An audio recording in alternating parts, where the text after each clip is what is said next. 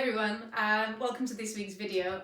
We are going to be looking at right hand technique nice and closely. It's good for both beginners and intermediates, and even maybe advanced if you feel like your right hand technique could use some work. But we're going to really look at in depth all the things you can do this hand. So your right hand has two really important jobs. So it's mainly responsible for the rhythm of your playing and the tone of your playing, which basically means the sound that comes out of your instrument. These are both really important because obviously when it comes to your sound, you want your instrument to sound as good as possible, and rhythmically you want to be able to lock in nice and tight with the other band members that you're playing with. We're going to very specifically look at the pizzicato technique, which is when you play with your fingers. This is used in sort of jazz styles, and in rockabilly you do mix it in with your slap, especially if you're doing some kind of more swingy pieces. It can sound really cool. Pop music, so it's used really widely. So it's really important to get to grips with this as a bass player, because you're probably going to need it at some point. So the first thing we want to look at is the part of the finger that is playing on the string. What you don't want to do is you don't want your hand horizontally across the strings and play with your fingertips like this. If you see really earlier videos of me playing, this is exactly how I started. Up here in my hand, playing like this.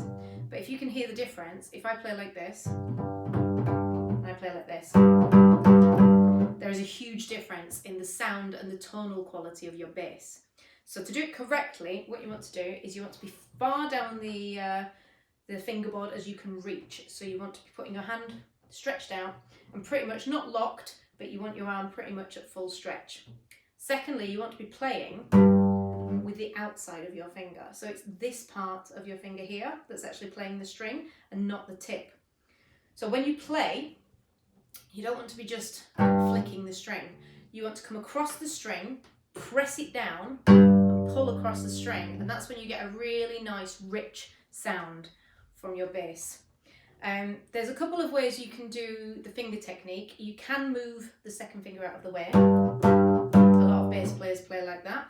Or you can keep that second finger there to support your first finger. I prefer to play with support for two reasons. One, because it's a little bit stronger, and two, because at some point when you start playing a little bit faster, you're going to be using both of those fingers to play. So if you've got it there, then you're going to be ready to play that and ready to use that technique further down the line, or now if you're more advanced. So the next thing you want to be looking at is when you pull across that string, you're pulling into the next string. So you're sort of landing on that next string, pulling it across. That allows you to keep your position. So if I'm playing quite quickly, here, you want to be, it doesn't quite count the E string, but we'll cover that in a minute.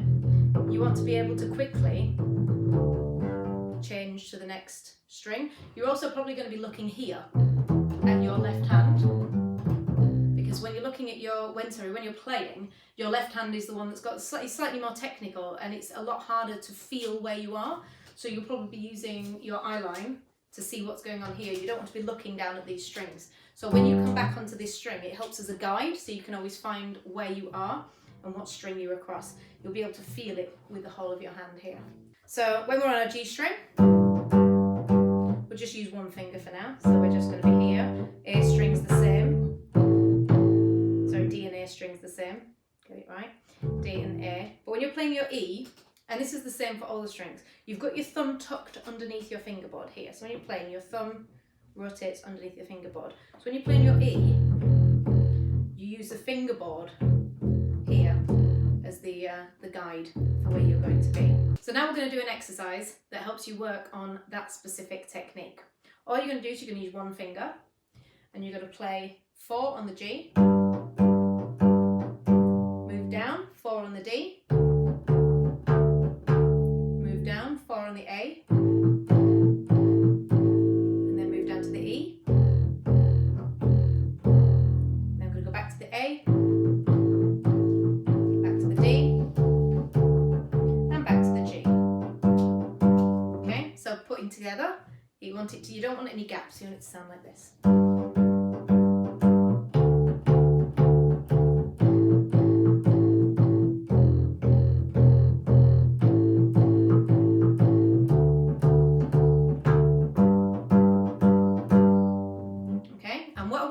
focus on when you're doing that exercise is getting a really nice full sound out of your bass and making sure your hand is in the correct position. So your hand is downwards and you're playing with the side of your finger rather than up here.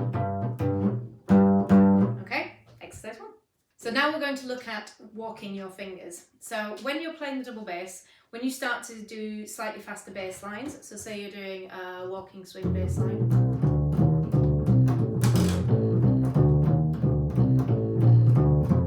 you want to be utilising both fingers, because if I'm just using one finger, eventually it will slow me down. So if I try to play that same, it's possible, but when I get into the skips, so I did a little here. So when I'm doing something like that, if I'm trying to do that with one finger, it gets a little bit, the rhythm tends to get a little bit out and a little bit bumpy. So we're going to use 2 fingers. And when you're first starting out, that can be quite a hard thing to get the hang of. So what we're going to do is we're going to do that same exercise starting at the top, and we're going to walk the fingers. First finger, second finger, first, second, first, second, first, second, first, second, back up to the D and back up to the G. Okay? And then when you start getting comfortable with that, you're going to start speeding it up a little. And you're still focusing on getting that nice, rich, big sound and keeping your hand in the correct position. So eventually, and we're talking weeks, we're not talking 5 minutes. So like you want to be practicing this so you can do it accurately. You don't want to speed up before you can speed up. Your body will naturally speed up as you learn the technique. So eventually you want to be looking at that being really comfortable. You could just keep repeating it, going up and down the strings. You know, you don't have to stop at the end. Just keep cycling through. That was exercise number 2. Okay, so exercise number 3 is going to advance just a tiny little bit on exercise 2. We were talking about the tone and the sound of the instrument. So one of the things that's really important is for you to not leave a string ringing when you're playing another string. This technique's called muting. So what we're going to do is we're going to practice a little bit of muting while we do the same as exercise number 2, but making sure the strings aren't ringing out. So when you play your G and you move down to your D, if you can hear, both strings are still ringing at the same time. So this is where your left hand comes in a little bit.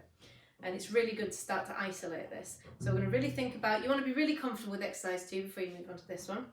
But you want to be, once you've finished playing that G, the second you go to hit that D string, this hand, your left hand, mutes. It just gently touches that G string to stop it from vibrating. So it goes like this. Then down, mute. And then the same, mute.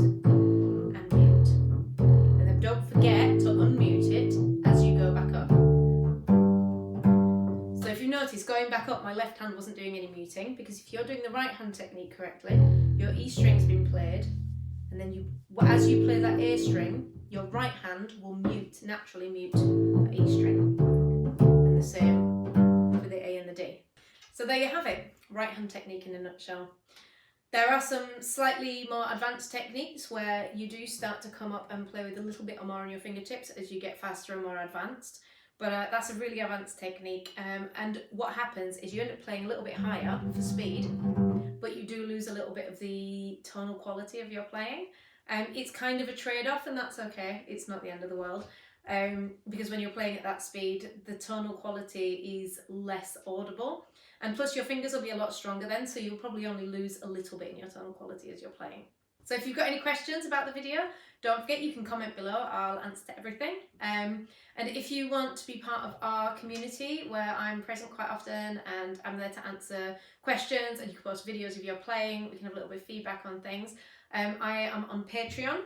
So it's patreon.com/bamboozlehq, and it just starts from £3 a month for the all the lesson plans and sort of materials like the PDFs that I make for certain lessons, and also for being part of the group. And then the tiers go up and up, and the more that you subscribe for, the more benefits you get.